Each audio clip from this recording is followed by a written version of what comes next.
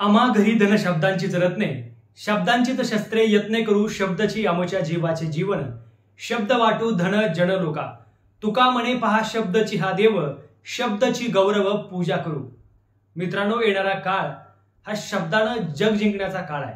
त्यामुळे येणाऱ्या काळामध्ये तुमची संपत्ती किती आहे यापेक्षा तुमची शब्द संपत्ती किती आहे, तुम्ही विचारानं किती प्रगल्भ आहात, विचारानं किती श्रीमंत आहात यावरून तुमचं व्यक्तिमत्व ठरत असतं।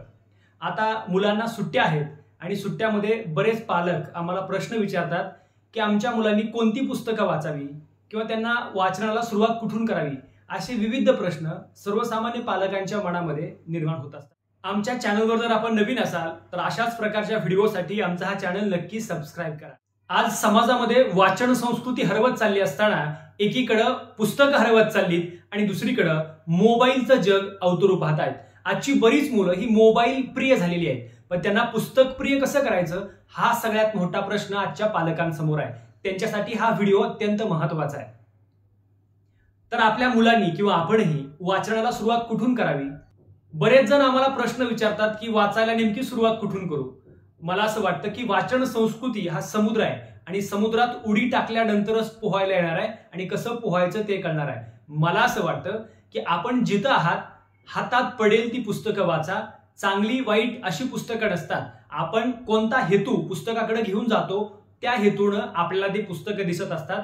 मला असं वाटतं की जर एखादा नवीन विद्यार्थी असेल जो नुकतीच पुस्तकं वाचायला सुरुवात करतोय, वैयक्तिक मला तर असं वाटतं की एखादा नवीन वाचक आहे किंवा ज्याला नवीन पुस्तकं वाचायची आहेत, वाचायला सुरुवात करायची आहे, तर माझं वैयक्तिक असं मत आहे की नवीन वाचकांनी सुरुवातीला आपल्याला आवडणारी पुस्तकं वाचावीत। पहिला मुद्दा म्हणजे आवडणारी म्हणजे काय, तर मला असं वाटतं की कथा वाचाव्यात, कादंबऱ्या वाचाव्यात, गोष्टींची पुस्तकं वाचावीत, जेणेकरून काय होतं की आपली वाचनाची आवड वाढत जाते, आपण एक चांगला वाचक बनण्याच्या प्रक्रियेमध्ये सहभागी होतो। सुरुवातीला जर आपण कठीण आणि अवघड पुस्तकं वाचली तर मला वाटतं की इथंच वाचक संपून जातो आणि पुन्हा तो पुस्तकाकडे वळत नाही। म्हणून मला असं वाटतं की येणाऱ्या सुट्ट्यांमध्ये आपण कथा कादंबऱ्या वाचा। आपण जर ऐतिहासिक वाचनाचा विचार केला तर बऱ्याच कादंबऱ्या आहेत। श्रीमान योगी रणजित देसाईंची कादंबरी आहे, छावा आहे, संभाजी विश्वास पाटलांची कादंबरी आहे, अशा विविध प्रकारच्या कादंबऱ्या आहेत ज्या कादंबऱ्या तुमची वाचनाची जी आवड आहे ती वाढवू शकतात।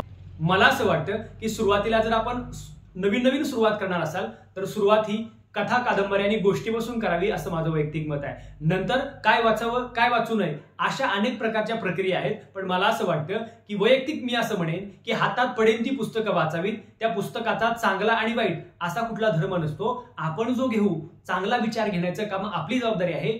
येणाऱ्या काळामध्ये मला असं वाटतं की अशी भरभरून पुस्तकं जेव्हा आपण वाचाल तेव्हा आपण चांगला विचार करू शकाल, आपला व्यासंग वाढेल आणि जेणेकरून समाजामध्ये आपली जी प्रतिमा आहे ती मला वाटतं निश्चितपणानं एक आदर्श प्रतिमा तयार होईल। आपणही वाचाल।